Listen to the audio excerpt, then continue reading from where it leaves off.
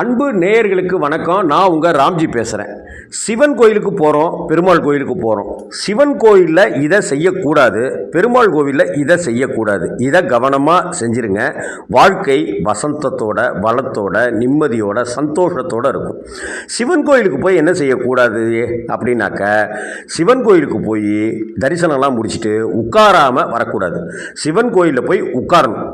எல்லா தரிசனமும் முடிச்சுட்டு உட்கார்ந்தாதான் சிவன் சொத்து குலநாசம், என்கிட்ட எதுவும் இல்லை, எல்லாத்தையும் இங்கே விட்டுட்டு தான் போகிறேன் அப்படின்ற ரீதியாக அங்கே உட்காந்துட்டு வரணும்.